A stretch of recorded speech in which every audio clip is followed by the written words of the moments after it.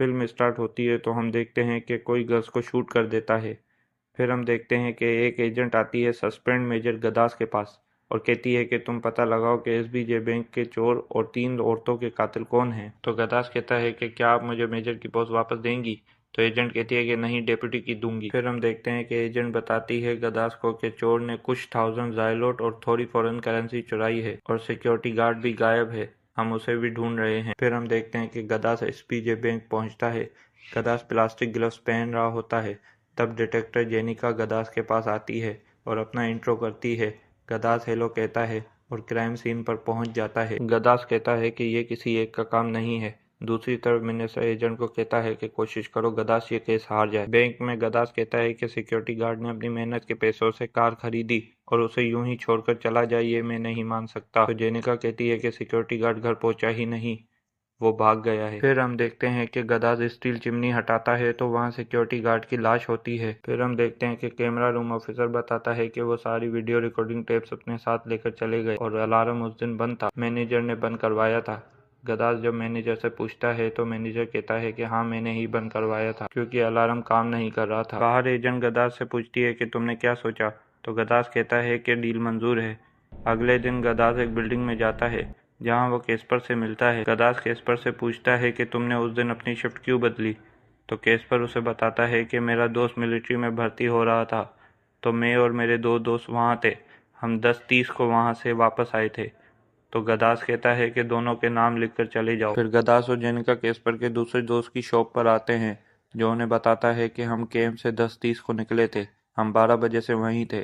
फिर गदास और जेनिका वहां से चले जाते हैं। फिर गदास और जेनिका एक फार्म पर आते हैं जहां वो केस्पर के तीसरे दोस्त से मिलते हैं। वो भी यही बोलता है कि हम 10:30 को वहां से निकले थे, हम 12 बजे से वहीं थे। फिर गदास जेनिका से कहता है कि इन तीनों को कुछ चीज़ें याद रहती हैं और कुछ चीज़ें भूल जाते हैं, जो कि नॉर्मल है, लेकिन इन तीनों को 10:30 का टाइम कैसे याद है, मुझे ये बात शक में डाल रही है। फिर हम देखते हैं कि गदास केस्पर की शॉप पर आता है जहां वो केस्पर से पूछता है कि अलार्म तुमने बंद किया था।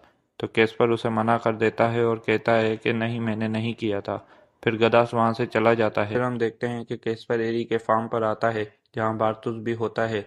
बारतुस केस्पर से कहता है कि मुझे पैसों की ज़रूरत है। तो केस्पर उसे मना कर देता है और कहता है कि पैसे ट्रेस हो जाएंगे।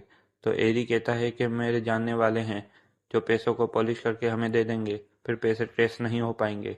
तो केस्पर कहता है कि मीटिंग सेट करवा। फिर हम देखते हैं कि केस्पर साइकोलॉजिस्ट एना लेविचका के पास जाता है जहां हमें मालूम होता है कि केस्पर की एक बहन होती है जो केयर टेकर वाले किसी और फैमिली को दे देते हैं और केस्पर उन पर गुस्सा होता है। फिर हम देखते हैं कि केस्पर वहां से चला जाता है। फिर हम देखते हैं कि गदास और जेनिका एना के पास आ जाते हैं जहां गदास एना से केस्पर की इन्फॉर्मेशन लेता है और फिर वहां से चला जाता है। फिर हम देखते हैं कि केस्पर बारतुस और एरी जेसिक से मिलते हैं जहां जेसिक केस्पर को अपने बॉस से मिलवाता है। केस्पर बॉस को पैसे देता है और बॉस केस्पर को फ्रेश करेंसी देता है। केस्पर कहता है कि ये कम है तो बॉस कहता है कि ये भी पूरे 13,000 नहीं है, पर केस्पर गुस्से से बात करता है जिस पर बॉस उसे मारता है और कहता है कि तुम मुझे पूरे 13,000 दोगे और बदले में इसे इन्वेस्टमेंट समझोगे हमारे बिजनेस के लिए, और वहां से भगा देता है। फिर हम देखते हैं कि गदास और जेनिका केस्पर की फियोंसी और केस्पर की बातें सुन रहे होते हैं। अगले दिन गदास मोनिका से पूछताछ करता है। फिर हम देखते हैं कि मोनिका केस्पर को बताती है कि गदास मुझसे पूछताछ कर रहा था और फिर इसी बात पर उसे छोड़कर चली जाती। फिर अगले दिन गदास केस्पर की माँ जोसिया के बारे में इन्फो हासिल करने के लिए उसके शहर जाता है जहां उसे मालूम होता है कि केस्पर बारतुस और एरी साथ में पले बड़े हैं। केस्पर की फियोंसी उसे छोड़कर चली जाती है। वह इस बात पर गुस्सा होता है। वो गदास को मारने की कोशिश करता है पर गोली नहीं चलती।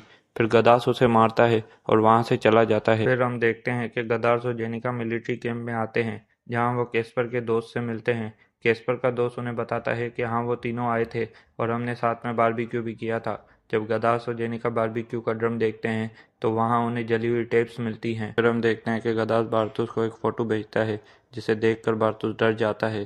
फिर हम देखते हैं कि गदास बारतुस को एक टेप भेजता है जिसे देखने के बाद बारतुस गदास को फ़ोन करता है और कहता है कि मैं बयान देने आ रहा हूँ और केस्पर को भी बता देता है। ये सुनकर केस्पर बारतुस के घर पहुंच जाता है। उसकी माँ से पूछता है कि बारतुस कहाँ है।